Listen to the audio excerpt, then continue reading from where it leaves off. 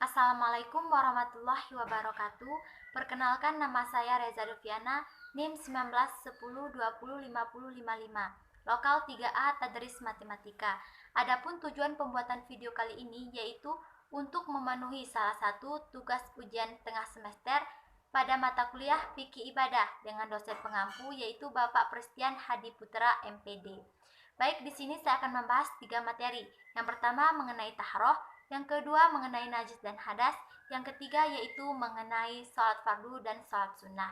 Baik, kita akan masuk pada materi yang pertama, yaitu mengenai taharoh. A. Pengertian taharoh. Taharoh menurut bahasa berarti bersuci. Menurut syarak, taharoh adalah membersihkan diri, pakaian, tempat, dan benda-benda lain yang terkena najis menurut cara-cara yang telah ditentukan oleh syariat Islam. Taharoh menepati kedudukan yang penting dalam beribadah.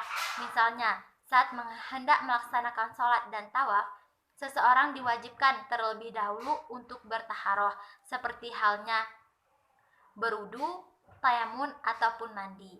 Adapun macam-macam dari taharoh, yang pertama bersuci lahiriah, yang kedua bersuci batiniah atau taharoh batiniah.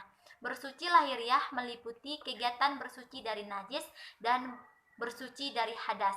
Bersuci dari najis adalah berusaha membersihkan segala bentuk kotoran yang melekat pada badan atau tempat yang didiami. Cara membersihkannya disesuaikan dengan bentuk atau jenis kotoran yang akan dihilangkan, seperti membasuh sampai hilang rasa, bau, ataupun warna. Kemudian, bersuci dari hadas adalah menghilangkan atau membersihkan hadas dengan cara mandi ataupun wudu. Jika tidak ada air, kita bisa menggunakan tayamun. Cara membersihkannya yaitu disesuaikan dengan hadas yang akan dihilangkan. Kemudian yang kedua yaitu bersuci batiniah adalah membersihkan jiwa dari kotoran batin berupa dosa dan perbuatan maksiat seperti syirik, riya, takabur. Cara membersihkannya yaitu bertaubat kepada Allah Subhanahu wa taala, tidak mengulangi lagi perbuatan tercela tersebut dan menggantikan perbuatan tersebut dengan perbuatan yang terpuji. Nah, adapun yang dimaksud dengan istinja. Istinja adalah bersuci dengan air atau yang lainnya untuk membersihkan najis yang berupa kotoran yang ada dan atau melekat pada tempat keluarnya kotoran seperti kubul dan dubur. Kemudian B. Macam-macam alat taharoh. Yang pertama benda padat, yang kedua benda cair. Benda padat yang dimaksud adalah batu, kertas, daun, dan kayu. Benda cair yang dapat digunakan adalah air. Adapun air yang suci dan menyucikan, yang pertama air hujan, air laut, air sungai, air sumur, air telaga, air embun, dan air salju. Kita masuk pada materi yang kedua, yaitu mengenai najis dan hadas. A. Pengertian najis. Najis adalah sesuatu yang dianggap kotor, yang mencegah sahnya ibadah, dikarenakan saat beribadah seseorang tersebut harus dalam keadaan suci. Najis terbagi menjadi 3, yaitu najis berat atau mughalazah, najis ringan atau mukhaffafah, najis sedang atau mutawasitah. Najis berat, yang termasuk dalam najis berat adalah najis yang berasal dari anjing. Cara menyucikannya yaitu menghilangkan terlebih dahulu wujud najis tersebut, lalu dicuci dengan air bersih sebanyak 7 kali. Salah satunya yaitu dengan tanah.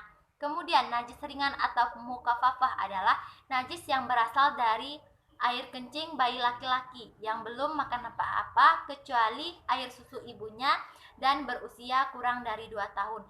Cara mencucikannya yaitu cukup mempercikan air pada benda yang terkena najis.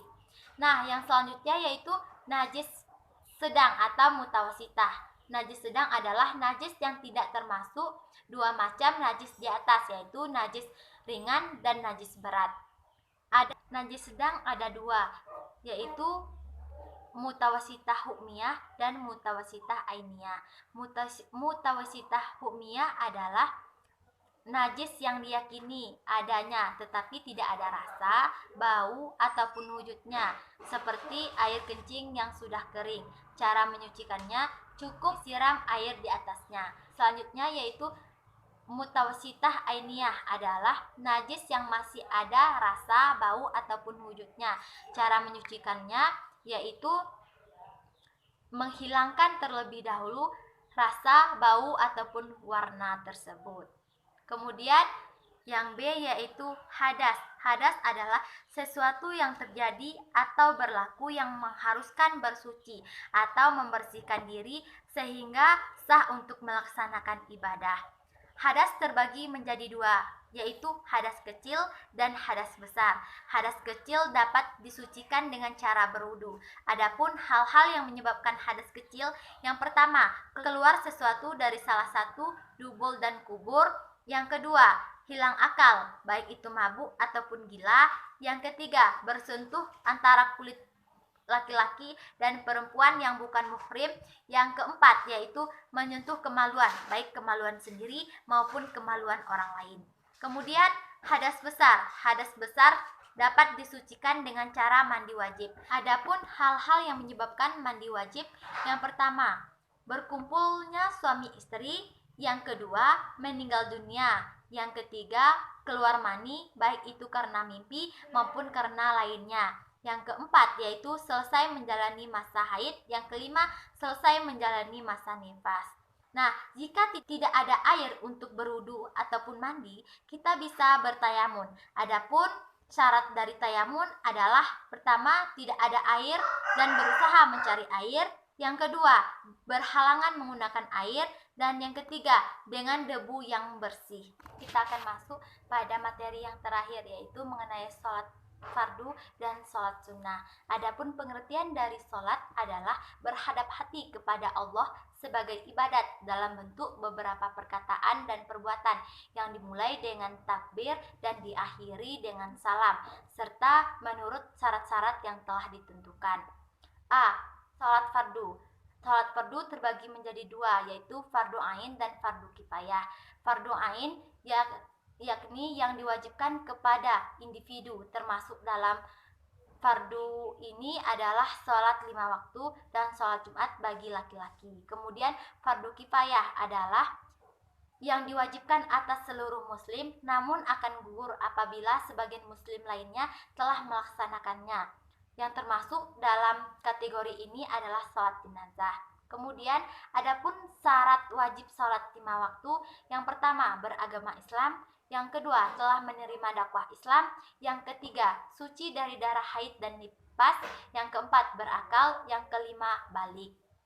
Kemudian adapun syarat sah sholat 5 waktu, yang pertama suci dari hadas, yang kedua badan pakaian tempat harus suci dari najis, yang ketiga menutup aurat, yang keempat menghadap kiblat, yang kelima telah tiba waktu sholat. Nah, adapun rukun-rukun sholat, yang pertama niat, yang kedua berdiri, yang ketiga takbiratul ihram, yang keempat yaitu membaca surat Al-Fatihah, yang kelima ruku dengan tumakninah, yang keenam iktidal dengan tumakninah, yang ketujuh yaitu sujud dengan tumakninah, yang kedelapan duduk antara dua sujud dengan tumakninah, yang kesembilan yaitu duduk tasyahud awal dan tasyahud akhir dengan tumakninah, yang ke-10 yaitu membaca tasyahud, yang ke-11 yaitu membaca salawat Nabi, yang ke-12 membaca salam sambil menoleh ke kanan dan menoleh ke kiri. Kemudian tertib urutannya. Adapun hal-hal yang membatalkan sholat 5 waktu, yang pertama meninggalkan salah satu rukun sholat, yang kedua tidak terpenuhi syarat sah sholat 5 waktu, yang ketiga melaksanakan gerakan-gerakan yang semestinya tidak dilaksanakan, yang keempat berkata atau berbicara saat sholat, yang kelima makan dan minum saat sholat, dan keenam tertawa-tawa saat sholat. Nah, yang B yaitu sholat sunnah.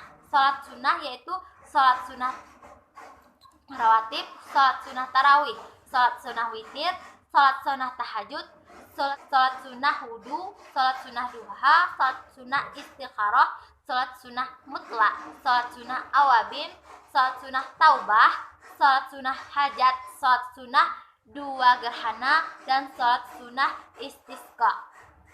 Baik, itulah yang dapat saya sampaikan. Jika terdapat kesalahan, saya mohon maaf. Saya tutup dengan wassalamualaikum warahmatullahi wabarakatuh.